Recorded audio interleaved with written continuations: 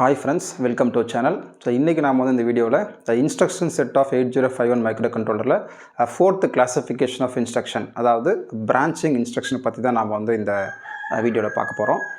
அதாவது பாத்தீங்கன்னா ப்ரோக்ராமினுடைய கண்ட்ரோலே வந்து பாத்தீங்கன்னா வேற ஒரு இடத்துக்கு வந்து உங்களுக்கு ட்ரான்ஸ்ஃபர் ஆயிடும், மூவ் ஆயிடும். ஸோ அந்த மாதிரியான இன்ஸ்ட்ரக்ஷன் தான் வந்து பாத்தீங்கன்னா branching instruction. Change the normal execution of a program. So இப்போ வந்து பாத்தீங்கன்னா ஈஸியாக புரியறதுக்காக இப்போது ஒரு மெயின் ப்ரோக்ராம் இருக்கு. மெயின் ப்ரோக்ராம் வந்து மைக்ரோ கண்ட்ரோலர் எக்ஸிக்யூட் பண்ணிகிட்ருக்கு. ஸோ இதுதான் அந்த இன்ஸ்ட்ரக்ஷன் லைனாக இன்ஸ்ட்ரக்ஷன் இருக்குது. திடீர்னு வந்து ஒரு பிரான்ச்சிங் இன்ஸ்ட்ரக்ஷன் வந்துடுது. ஃபார் எக்ஸாம்பிள் கால் இன்ஸ்ட்ரக்ஷன் வருதுன்னு வச்சுக்கோங்களேன். அப்போ என்ன ஆகுனா இந்த மெயின் ப்ரோக்ராமை வந்து மைக்ரோ கண்ட்ரோலர் சீக்வன்ஸை எக்ஸிக்யூட் பண்ணிகிட்டே இருக்குது. இந்த கால் இன்ஸ்ட்ரக்ஷன் வந்த உடனே உங்களுக்கு வந்து வேற ஒரு இடத்துக்கு என்ன ஆகுனா ட்ரான்ஸ்ஃபர் ஆகிடும் எக்ஸிக்யூஷன். ஸோ வேறு இடத்துல இருக்கக்கூடிய இன்ஸ்ட்ரக்ஷனை ரன் பண்ணிகிட்ருக்கோம். ஸோ இந்த மாதிரி ஒரு இடத்துலேருந்து இன்னொரு இடத்துக்கு மூவ் பண்ணக்கூடிய இன்ஸ்ட்ரக்ஷன் தான் வந்து பார்த்திங்கன்னா பிரான்ச்சிங் இன்ஸ்ட்ரக்ஷன் நாம் சொல்லுவோம். ஸோ உங்களுக்கு புரிஞ்சுக்குன்னு நினைக்கிறேன். இதில் மொத்தம் three types of branching instructions இருக்குது. ஸோ ஒன்று வந்து பார்த்திங்கன்னா கால் இன்ஸ்ட்ரக்ஷன். ஸோ டோட்டலாக வந்து 3 டைப்ஸ் இருக்குது. ஸோ ஒன்று வந்து பார்த்திங்கன்னா கால் இன்ஸ்ட்ரக்ஷன் நாம் சொல்லுவோம், கால் இன்ஸ்ட்ரக்ஷன். செகண்ட் வந்து பார்த்திங்கன்னா ஜம்ப் இன்ஸ்ட்ரக்ஷன். தேர்ட் வந்து பார்த்திங்கன்னா ரிட்டர்ன் இன்ஸ்ட்ரக்ஷன். அதாவது பார்த்திங்கன்னா பிரான்ச்சிங் இன்ஸ்ட்ரக்ஷன்னா வந்து ப்ரோக்ராமினுடைய அந்த சீக்வன்ஷியல் எக்ஸிக்யூஷனை வந்து பார்த்திங்கன்னா ஒரு இடத்துலேருந்து இன்னொரு இடத்துக்கு மூவ் பண்ணுறது தான் வந்து பிரான்ச்சிங் இன்ஸ்ட்ரக்ஷன். அதில் 3 டைப்ஸ் இருக்குது. ஸோ ஒன்று வந்து பார்த்திங்கன்னா கால் இன்ஸ்ட்ரக்ஷன், செகண்ட் வந்து ஜம்ப் இன்ஸ்ட்ரக்ஷன், தேர்ட் வந்து ரிட்டர்ன் இன்ஸ்ட்ரக்ஷன். ஸோ இந்த கால் இன்ஸ்ட்ரக்ஷன் வந்து பார்த்திங்கன்னா அதாவது 2 டைப்ஸ் ஆஃப் ஜம்ப் ஆகுது. அதாவது ஜம்ப் ஆகிறதே வந்து பார்த்திங்கன்னா இப்போது ப்ரோக்ராம் வந்து ஒரு இடத்துல இன்னொரு இடத்துக்கு ஜம்ப் ஆகுது. அந்த ஜம்ப் ஆகிறது வந்து பார்த்திங்கன்னா 2 விதத்தில் ஜம்ப் ஆகுது. ஸோ எப்படின்னா ஒன்று வந்து அன்கண்டிஷ்னல் ஜம்ப்பு. ஸோ எந்த விதமான கண்டிஷனும் இல்லாமல் ஜஸ்ட் நாம் வந்து இந்த இடத்துக்கு போ அப்படின்னு சொன்னால் அந்த இடத்துக்கு போயிடும். ஸோ இது வந்து அன்கண்டிஷ்னல் ஜம்ப்பு. இன்னொன்று வந்து பார்த்திங்கன்னா கண்டிஷ்னல் ஜம்ப் அப்படின்னு சொல்லுவோம். கண்டிஷ்னல் ஜம்ப்னா ஒரு ரெஜிஸ்டர், இப்போ உதாரணத்துக்கு அக்யூமுலேட்டர்னுடைய கண்டென்ட் வந்து 0வாக இருந்தால் இந்த இடத்துக்கு போ, இல்லைனா 0 இல்லாமல் இருந்தால் இந்த இடத்துக்கு போ. அதே மாதிரி கேரி உருவாயிருந்தால் இந்த இடத்துக்கு போ, கேரி இல்லைனா இன்னொரு இடத்துக்கு போ. ஸோ இந்த மாதிரியான கண்டிஷனோடு நம்ம சொல்லக்கூடியது வந்து பார்த்திங்கன்னா கண்டிஷ்னல் ஜம்ப் அப்படின்னு நம்ம சொல்லுவோம். அதாவது கண்டிஷ்னலாக ஒரு இடத்துல இன்னொரு இடத்துக்கு ட்ரான்ஸ்ஃபர் ஆகிறது கண்டிஷ்னல் ஜம்ப்பு. அப்போது டோட்டலாக 2 டைப்ஸ் ஆஃப் ஜம்ப் இருக்குது. அதாவது இந்த ஜம்ப் இன்ஸ்ட்ரக்ஷனை சொல்ல வரல, டோட்டலாக வந்து ப்ரோக்ராம் ஜம்ப் ஆகிறது 2 டைப்ஸு. ஸோ ஒன்று வந்து அதாவது பிரான்ச் ட்ரான்ஸ்ஃபர், அதாவது ஒரு இடத்துல ஒரு இடத்துக்கு ட்ரான்ஸ்ஃபர் ஆகிறது 2 விதமாக ட்ரான்ஸ்ஃபர் ஆகும். ஒன்று வந்து கண்டிஷ்னலி, இன்னொன்று வந்து அன்கண்டிஷ்னலி. இதில் கால் இன்ஸ்ட்ரக்ஷன் வந்து பார்த்திங்கன்னா ஆல்வேஸ் அன்கண்டிஷ்னல் தான். ஸோ இது வந்து பார்த்திங்கன்னா அன்கண்டிஷ்னலில் மட்டும்தான் என்ன ஆகும், ஜம்ப் ஆகும். Unconditional jump. ஆனால் ஜம்ப் இன்ஸ்ட்ரக்ஷன் வந்து 2 டைப்ஸில் ஜம்ப் ஆகும். ஸோ ஒன்று வந்து பார்த்திங்கன்னா அன்கண்டிஷ்னல், இன்னொன்று வந்து conditional jump. Conditional jump. Next return வந்து அன்கண்டிஷ்னல். ரிட்டர்ன் வந்து unconditional.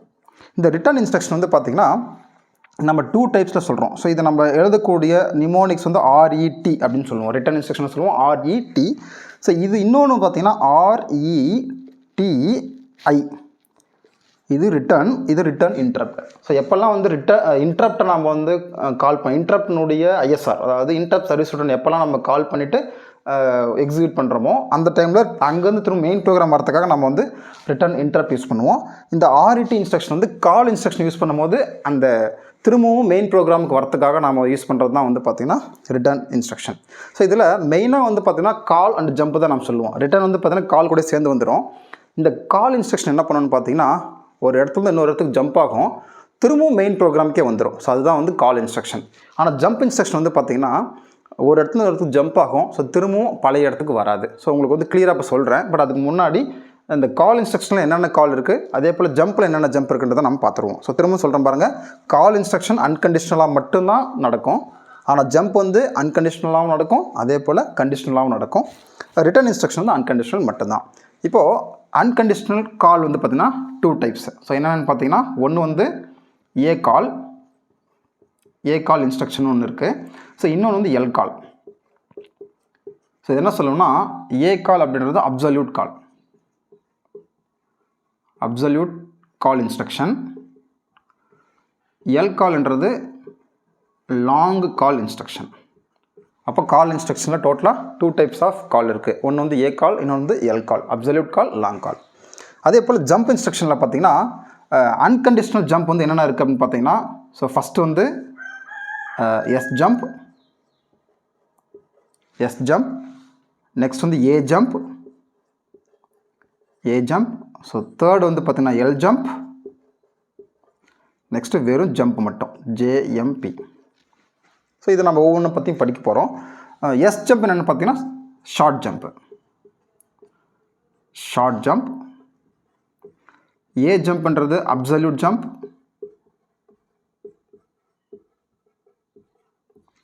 Next long jump. L ஜம்ப்ன்றது லாங் ஜம்ப். இது ஜஸ்ட் ஜம்ப், அவ்வளோதான். ஓகே, ஸோ இது ஒன்று ஒவ்வொரு இன்ஸ்ட்ரக்ஷன் நம்ம வந்து தெளிவாக வந்து பார்க்க போகிறோம். பட் இப்போதைக்கு தெரிஞ்சுக்கோங்க, அன்கண்டிஷனலில் வந்து 4 வகையான ஜம்ப் இருக்குது.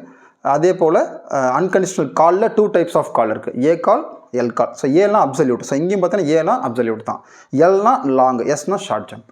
Next conditional jump. So conditional ஜம்பில் வந்து பார்த்தீங்கன்னா, ஸோ ஒன்று வந்து பார்த்தீங்கன்னா jump on 0. So jump if content is 0. So ஜேஇசட்னு சொல்லுவோம். ஸோ நெக்ஸ்ட் வந்து பார்த்தீங்கன்னா JNZ. So jump if the content is non-0. Next வந்து பார்த்தீங்கன்னா compare jump non-0. So not equal. So compare பண்ணிவிட்டு ஜம்ப் கம்பேர் பண்ண அந்த கம்பேர் பண்ணக்கூடிய 2 வேல்யூ வந்து நாட் ஈக்குவலாக இருந்தால் ஜம்ப் பண்ணு. ஸோ சிஜேஎன்இன்னு சொல்லுவோம். ஸோ நெக்ஸ்ட் வந்து பார்த்தீங்கன்னா decrement jump if non-0. So decrement பண்ணிவிட்டு அந்த கண்டென்ட் வந்து 0 இல்லைன்னா ஜம்ப் ஆகு. ஸோ இதெல்லாம் ரொம்ப முக்கியமான இன்ஸ்ட்ரக்ஷன். ஸோ இதெல்லாம் வந்து கண்டிஷ்னல் ஜம்ப், அதாவது ஜம்ப்லேயே கண்டிஷ்னல் ஜம்ப். இது இல்லாமல் சில ஜம்ப்ஸ் இருக்குது, அதை நம்ம பிட் மேனிப்புலேஷனில் பார்க்கலாம். ஸோ இதெல்லாம் வந்து பைட் ஜம்ப்ஸ்னு சொல்லுவாங்க. ஸோ எப்படி ஜம்ப் ஆகுனா பைட்டை செக் பண்ணோம், அதாவது ஃபுல் கண்டென்ட்டை செக் பண்ணோம். அந்த 8 இப்போ உதாரணத்துக்கு அக்யூமுலேட்டர் அப்படின்னா அக்யூமுலேட்டரில் இருக்கக்கூடிய கண்டென்ட் ஃபுல்லாகவே 8 பிட்டுமே செக் பண்ணோம். ஃபுல் கண்டென்ட் வந்து 0வாக இருந்தால் ஜம்ப் ஆகும், அதாவது ஜேஇசட். இதுவே non-0 வந்தால் non-0. அப்போ ஃபுல் ரிஜிஸ்டர்னுடைய கண்டென்ட்டு ஃபுல் பைட்டுமே செக் பண்ணும். அதாவது இதுக்கு பேர் வந்து பைட் ஜம்ப்புன்னு நாம் சொல்லுவோம்.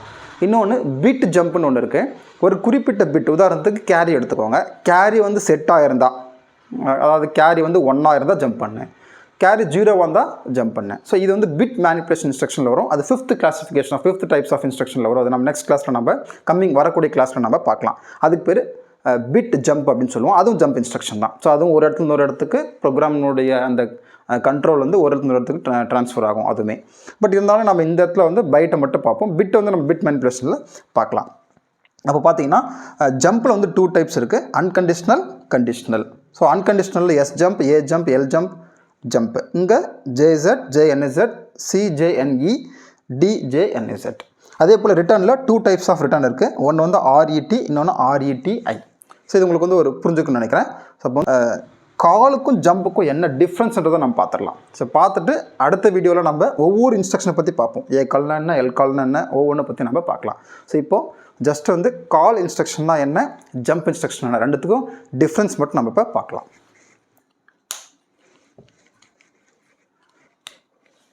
ஓகே, ஸோ ஃபஸ்ட்டு வந்து பார்த்திங்கன்னா கால் இன்ஸ்ட்ரக்ஷன். ஸோ கால் இன்ஸ்ட்ரக்ஷன் என்னென்னு பார்த்தீங்கன்னா, பொதுவாகவே வந்து கால் இன்ஸ்ட்ரக்ஷன்ன்றது மெயின் ப்ரோக்ராம்லேருந்து இன்னொரு இடத்துக்கு போயிட்டு திரும்ப மெயின் ப்ரோக்ராம்க்கே வந்துடும். ஸோ இதுதான் வந்து கால் இன்ஸ்ட்ரக்ஷன். இப்போ ஃபார் எக்ஸாம்பிள் இப்போ ஒரு மெயின் ப்ரோக்ராம் இருக்குது. ஸோ நிறைய இன்ஸ்ட்ரக்ஷன் லைனாக இருக்குது, 1 by 1 இருக்குது. இப்போ திடீர்னு மேபி ஒரு எல் கால் வச்சுக்கோங்க. எல் கால் இன்ஸ்ட்ரக்ஷன் வந்துருச்சு, லாங் கால். ஸோ இதுக்கப்புறம் லைனாக இன்ஸ்ட்ரக்ஷன் இருக்குது. இப்போது மைக்ரோ கண்ட்ரோலர் 1 by 1 எக்ஸிக்யூட் பண்ணிட்டே இருக்கும் சீக்வன்ஸாக. எல் கால் இன்ஸ்ட்ரக்ஷன் வந்த உடனே இந்த எல் கால் அப்படின்ற இன்ஸ்ட்ரக்ஷன் எந்த இடத்துக்கு போக சொல்லுதோ அந்த இடத்துக்கு என்ன ஆகும்னா ப்ரோக்ராமினுடைய எக்ஸிக்யூஷன் போயிடும். ஸோ எந்த இடத்துக்கு போதோ அங்கே சில இன்ஸ்ட்ரக்ஷன்ஸ் இருக்கும். அந்த ப்ரோக்ராமுக்கு பேர் சப்ரூட்டின்னு சொல்லுவோம். அந்த இன்ஸ்ட்ரக்ஷன் பேர் சப்ரூட்டின். இதுவும் செட் ஆஃப் இன்ஸ்ட்ரக்ஷன் தான், ஓகேவா? ஸோ இங்கேயும் நிறைய இன்ஸ்ட்ரக்ஷன்ஸ் இருக்கும். ஸோ இது எல்லாமே எக்ஸிக்யூட் பண்ணி முடிச்சதுக்கப்புறம் லாஸ்ட்டில் RETன்னு இருக்கும், ரிட்டர்ன் இன்ஸ்ட்ரக்ஷன் இருக்கும், கண்டிப்பாக இருக்கும். ஏன்னா கால் இன்ஸ்ட்ரக்ஷனாவே கண்டிப்பாக RET இருக்கும். இது முடிச்சதுக்கப்புறம் திரும்பவும் அதே இடத்துக்கு திரும்ப வந்துடும். ஸோ கால் இன்ஸ்ட்ரக்ஷனோட அடுத்த இன்ஸ்ட்ரக்ஷன் திரும்பவும் ரன் பண்ண ஆரம்பிச்சிடும். அப்போ கால் இன்ஸ்ட்ரக்ஷன்றது என்ன பண்ணணும்னா மெயின் ப்ரோக்ராம்லேருந்து இன்னொரு இடத்துக்கு போகும், அதுக்கு பேர் சப்ரூட்டீன். அப்போ மெயின் ப்ரோக்ராம் டு சப்ரூட்டீன் போகும், திரும்பவும் மெயின் ப்ரோக்ராமுக்கே வந்துடும். இல்லைனா சப்ரூட்டீன் வந்து இன்னொரு சப்ரூட்டீனுக்கு போகலாம். ஸோ உதாரணத்துக்கு இங்கே ஒரு கால் வருது, ஃபார் எக்ஸாம்பிள் இங்கே வந்து ஒரு காலோ அல்லது கால் வருதுன்னு வச்சுக்கோங்களேன். இது வேறு ஒரு சப்ரூட்டீனுக்கு போகலாம். இது சப்ரூட்டீன் 1 அப்படின்னா இது சப்ரூட்டீன் 2. ஸோ இங்கேயும் நிறைய இன்ஸ்ட்ரக்ஷன் இருக்கும். இங்கேயும் திரும்ப லாஸ்ட் என்ன இருக்கும், RET இருக்கும், RET இன்ஸ்ட்ரக்ஷன் இருக்கும். திரும்ப என்னாகும், அடுத்த இன்ஸ்ட்ரக்ஷன் வரும். அப்போது கால் இன்ஸ்ட்ரக்ஷன் வந்து பார்த்திங்கன்னா மெயின் ப்ரோக்ராம் டு சப்ரூட்டீனுக்கு போகலாம் அல்லது சப்ரூட்டீன் டு சப்ரூட்டீன் போகலாம். பட் எங்கே போனாலும் திரும்பவும் மெயின் ப்ரோக்ராமுக்கு வந்தே ஆகணும். அதுதான் வந்து கால் இன்ஸ்ட்ரக்ஷன். ஸோ உங்களுக்கு தெளிவாக புரிஞ்சுட்டு நினைக்கிறேன். கால் இன்ஸ்ட்ரக்ஷனை பொறுத்த மட்டும் மெயின் ப்ரோக்ராம்லேருந்து வேற ஒரு இடத்துக்கு போச்சுன்னா, சப்ரூட்டீனுக்கு போச்சுன்னா திரும்பவும் மெயின் ப்ரோக்ராமுக்கே வந்தே ஆகணும். ஸோ அதனால தான் கால் இன்ஸ்ட்ரக்ஷன் யூஸ் பண்ணும் போதெல்லாம் கண்டிப்பாக அங்கே என்ன இருக்கும், ரிட்டர்ன் இன்ஸ்ட்ரக்ஷன் கண்டிப்பாக அங்கே இருக்கும். இப்போ இந்த கால் இன்ஸ்ட்ரக்ஷன் யூஸ் பண்ணும்போது என்ன ஆகும்னு பார்த்தீங்கன்னா, இப்போ இங்கேருந்து ஒரு சப்ரூட்டீனுக்கு போயிடுச்சு, அப்போ திரும்பவும் இந்த இடத்துக்கு வரணும். அப்போ என்ன பண்ணணும்னு பார்த்தீங்கன்னா மைக்ரோ கண்ட்ரோலர் அதுவே என்ன பண்ணணும்னா, மைக்ரோ கண்ட்ரோலரு இந்த இடத்துல இப்போ இது நெக்ஸ்ட் இன்ஸ்ட்ரக்ஷன் இருக்கக்கூடிய அட்ரஸ், ஓகேவா? இது வந்து அப்போ என்ன ஆகும்னா ப்ரோக்ராம் கவுண்டரில் நெக்ஸ்ட் இன்ஸ்ட்ரக்ஷனோட அட்ரஸ் இருக்கும். ஆனால் இந்த இடத்துல நெக்ஸ்ட் இன்ஸ்ட்ரக்ஷன் இருக்கக்கூடிய, இப்போ கால் இருக்குது, நெக்ஸ்ட் இன்ஸ்ட்ரக்ஷன் இருக்கக்கூடிய அட்ரஸை நம்ம ஸ்டோர் பண்ணி வைக்கணும். அப்போ தான் திரும்ப நம்ம இந்த இடத்துக்கு வர முடியும். அப்போ என்ன ஆகும்னா இந்த இடத்துல உங்களுக்கு வந்து புஷ்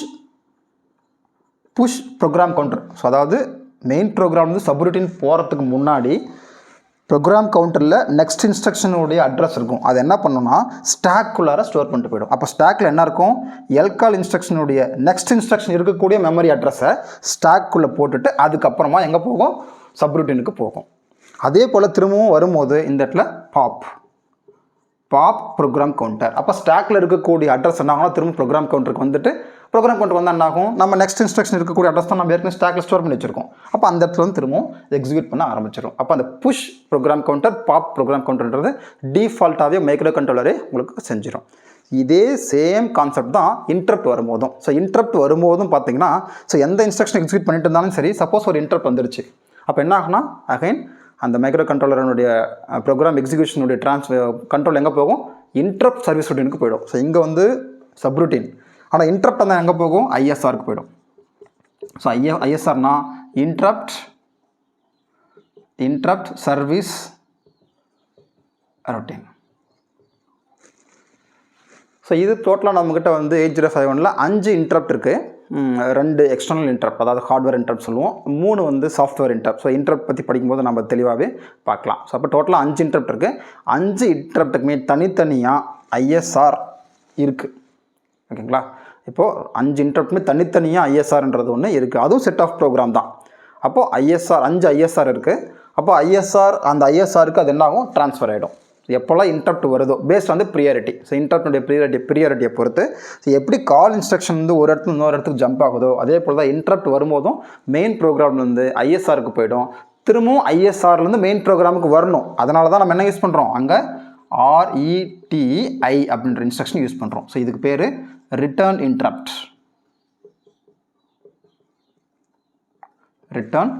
அப்போ கால் இன்ஸ்ட்ரக்ஷன் யூஸ் பண்ணும்போது RET யூஸ் பண்ணுறோம்.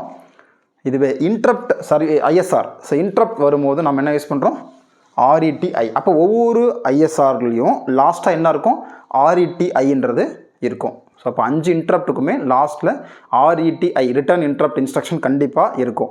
ஸோ இந்த ISR இருக்கக்கூடிய அட்ரஸை கொடுக்கக்கூடியது வந்து ISR டேபிள்னு சொல்லுவோம், இன்டரப்ட் வெக்டார் டேபிள்னு சொல்லுவோம். Interrupt vector table. So interrupt vector table தான் ISR அதாவது இன்டரப்ட் சர்வீஸ் ரொட்டீன் ப்ரோக்ராம் இருக்கக்கூடிய ஸ்டார்டிங் அட்ரஸை கொடுக்கக்கூடிய டேபிள் தான் இன்டரப்ட் வெக்டார் டேபிள். ஸோ ஏன் இந்த இடத்துல நான் சொல்கிறேன்னா, சேம் இதே போல் கால் இன்ஸ்ட்ரக்ஷன் எப்படி ரன் ஆகுதோ அதே போல் தான் இன்டரப்டும் ரன் ஆகுன்றதுக்காக நான் சொல்கிறேன். ஸோ அப்போ கால் இன்ஸ்ட்ரக்ஷன் என்ன சொல்ல வரோன்னு பார்த்தீங்கன்னா, கால் இன்ஸ்ட்ரக்ஷன் அப்படின்றது என்னென்னா, மெயின் ப்ரோக்ராம் வந்து இன்னொரு இடத்துக்கு போகுது, திரும்ப மெயின் ப்ரோக்ராமுக்கே வந்துடுது. ஸோ இதுதான் கால் இன்ஸ்ட்ரக்ஷன். அப்போ ஜம்ப் இன்ஸ்ட்ரக்ஷன் எப்படி இருக்கும், ஸோ அதை பார்த்துடலாம். Second instruction jump instruction. இப்போ மெயின் ப்ரோக்ராம் இருக்குது. இப்போ இங்கே ஒரு ஜம்ப் வந்துடுச்சு. ஸோ உதாரணத்துக்கு மேபி ஜேZன்னு வச்சுக்கலாம், ஜேZ அல்லது JNAZன்னு வச்சுக்கலாம். ஸோ இப்போ இந்த இன்ஸ்ட்ரக்ஷன் என்ன பண்ணணும்னு பார்த்தீங்கன்னா, இப்போ உதாரணத்துக்கு JZNEXTன்னு வச்சுக்கோங்க. அப்போது இந்த நெக்ஸ்ட்டுன்ற இடத்துல என்ன இன்ஸ்ட்ரக்ஷன் இருக்கோ, இப்போது மெயின் ப்ரோக்ராம் ரன் பண்ணிகிட்டே இருக்கும் மைக்ரோ கண்ட்ரோலர். இப்போது JZன்ற ஜம்ப் இன்ஸ்ட்ரக்ஷன் வந்துடுச்சு. இந்த ஜம்ப் இன்ஸ்ட்ரக்ஷன் ட்ரூவாக இருந்தால், இது வந்து கண்டிஷனலி ஜம்ப், இது ட்ரூவாக இருந்தால் என்ன ஆகும்னு பார்த்தீங்கன்னா, நெக்ஸ்ட்டுன்ற இடத்துக்கு இந்த ப்ரோக்ராமினுடைய சீக்வன்ஸ் என்ன ஆகும், ஜம்ப் ஆகிடும். அப்போ இந்த இடத்துலேருந்து இந்த இடத்துக்கு ஜம்ப் ஆகிடும். இதுக்கு பேர் கண்டிஷனல் ஜம்ப்பு. நான் அன்கண்டிஷனல் இதே போல் தான். ஸோ இது வந்தோன்னே இது கண்டிஷன் சாட்டிஸ்ஃபை ஆச்சுன்னா ஜம்ப் ஆகும். சப்போஸ் கண்டிஷன் சாட்டிஸ்ஃபை ஆகலைன்னா அப்படியே லைனாக எக்ஸிக்யூட் பண்ணிட்டே வரும். இது கண்டிஷனல் ஜம்ப்பு. அன்கண்டிஷனல் ஜம்ப்னா கண்டிப்பாக ஜம்ப் ஆகிடும். ஏன்னா அந்த இடத்துல எந்த விதமான கண்டிஷனும் வந்து சாட்டிஸ்ஃபை பண்ண அவசியம் கிடையாது. அதனால் ஜம்ப் ஆகிடும். ஸோ இது கண்டிஷனல் ஜம்ப் பண்ணுறதுனால கண்டிஷன் சாட்டிஸ்ஃபை ஆச்சுன்னா ஜம்ப் ஆகிடும். எந்த இடத்துக்கு, நம்ம இன்ஸ்ட்ரக்ஷன் சொல்லியிருக்கக்கூடிய இடத்துக்கு ஜம்ப் ஆகிடும். அப்போது ஜம்ப் திரும்ப ரிட்டர்ன் வராது. திரும்பவும் ரிட்டர்ன் இந்த இடத்துக்கு வராது. ஸோ இதுதான் வந்து காலுக்கும் ஜம்புக்கும் உள்ள மெயின் டிஃப்ரென்ஸு. ஸோ கால் இன்ஸ்ட்ரக்ஷன் என்ன ஆகுனா, உங்களுக்கு மெயின் ப்ரோக்ராம் வந்து இன்னொரு இடத்துக்கு ட்ரான்ஸ்ஃபர் ஆகும், திரும்ப மெயின் ப்ரோக்ராமுக்கே வந்துடும். ஆனால் ஜம்ப் இன்ஸ்ட்ரக்ஷன் வந்து பார்த்திங்கன்னா, மெயின் ப்ரோக்ராம்லேயே ஜம்ப் ஆகலாம், அல்லது மெயின் ப்ரோக்ராமில் இருந்து சப்ரூட்டினுக்கும் ஜம்ப் ஆகலாம். ஆனால் திரும்பவும் ரிட்டர்ன் வராது. இப்போ உதாரணத்துக்கு டிலே சப்ரூட்டின் இருக்குது, டிலே ரொட்டீன் இருக்குன்னு வச்சுக்கோங்களேன், டைம் டிலே ரொட்டீன் இருக்குது. அப்போ டைம் டிலே ரொட்டீனுக்கு ஜம்ப் ஆகும், ஆனால் திரும்பவும் வராது. அப்போது மெயின் டிஃப்ரென்ஸ் என்னென்னு பார்த்தீங்கன்னா, கால் இன்ஸ்ட்ரக்ஷன், இப்போ இங்கே ரிட்டர்ன் இன்ஸ்ட்ரக்ஷன் நான் பயன்படுத்தவே மாட்டோம். ஜம்ப் இன்ஸ்ட்ரக்ஷனில் we are not going to use return instruction. So return instruction வந்து பார்த்தீங்கன்னா இந்த ஜம்ப் இன்ஸ்ட்ரக்ஷனில் வரவே வராது. அப்போ கால் இன்ஸ்ட்ரக்ஷன் இருந்தால் கண்டிப்பாக என்ன இருக்கணும், ரிட்டர்ன் இன்ஸ்ட்ரக்ஷன் இருக்கணும். ஆனால் ஜம்ப் இன்ஸ்ட்ரக்ஷன் ரிட்டர்ன் இன்ஸ்ட்ரக்ஷன் வராது. ஸோ என்ன மெயின் டிஃப்ரென்ஸ்னால், கால் இன்ஸ்ட்ரக்ஷன்னா உங்களுக்கு வந்து மெயின் ப்ரோக்ராம் வந்து இன்னொரு இடத்துக்கு போயிட்டு திரும்ப மெயின் ப்ரோக்ராமுக்கே வந்துடும், அது கால் இன்ஸ்ட்ரக்ஷன். இதே போல் தான் இன்டரப்டும். ஆனால் ஜம்ப் இன்ஸ்ட்ரக்ஷன்ன்றது மெயின் ப்ரோக்ராமுக்குள்ளாரே ஜம்ப் ஆகலாம், அல்லது சப்ரூட்டினுக்கும் போகலாம், ஆனால் திரும்பவும் ரிட்டர்ன் வராது. ரிட்டர்ன் வராமல் அப்படியே எக்ஸிக்யூட் பண்ணுறது தான் வந்து பார்த்திங்கன்னா ஜம்ப் இன்ஸ்ட்ரக்ஷன். இதில் ரெண்டு இருக்குது, ஒன்று கண்டிஷனலி, இன்னொன்று அன்கண்டிஷனலி. கண்டிஷனலி ஜம்ப்னா அந்த ஜம்பில் கண்டிஷன் சாட்டிஸ்ஃபை ஆனால் மட்டும்தான் ஜம்ப் ஆகும், இல்லைனா லைனாக எக்ஸிக்யூட் பண்ணும். இப்போ இந்த இடத்துல JZ அப்படின்னா நம்ம சொல்லக்கூடிய ரிஜிஸ்டர்னுடைய கண்டென்ட் 0வாக இருந்தால் மட்டும்தான் ஜம்ப் ஆகும், இல்லைனா அடுத்தடுத்த இன்ஸ்ட்ரக்ஷன் லைனாக எக்ஸிக்யூட் பண்ணும், ஜம்ப் ஆகாது. ஸோ அதுதான் இங்கே மெயின் டிஃப்ரென்ஸ். ஜம்ப் ஆச்சுன்னா திரும்பவும் மீண்டும் அதே இடத்துக்கு வராது, சீக்வன்ஸாக மட்டும்தான் இங்கே எக்ஸிக்யூஷன் நடக்கும். இதுதான் வந்து ஜம்ப் இன்ஸ்ட்ரக்ஷன். ஸோ உங்களுக்கு வந்து பிரான்ச்சிங் இன்ஸ்ட்ரக்ஷனில் பிரான்ச்சிங் இன்ஸ்ட்ரக்ஷன் என்னென்னு புரிஞ்சிருக்கும். அதில் எத்தனை டைப் இருக்குது, மெயினாக கால், ஜம்ப்பு. ஸோ இதில் கண்டிஷனலி, அன்கண்டிஷனலி. ஸோ உங்களுக்கு வந்து புரிஞ்சுக்கணும்னு நினைக்கிறேன். காலுக்கும் ஜம்ப்புக்கும் என்ன டிஃப்ரென்ஸ்ன்றது உங்களுக்கும் புரிஞ்சுக்கணும்னு நினைக்கிறேன். நெக்ஸ்ட் கிளாஸில் நம்ம வந்து இந்த கால் இன்ஸ்ட்ரக்ஷன், ஜம்ப் இன்ஸ்ட்ரக்ஷன் வரக்கூடிய ஒவ்வொரு இன்ஸ்ட்ரக்ஷனை பற்றி நம்ம தெளிவாக பார்க்கலாம். Thank you friends.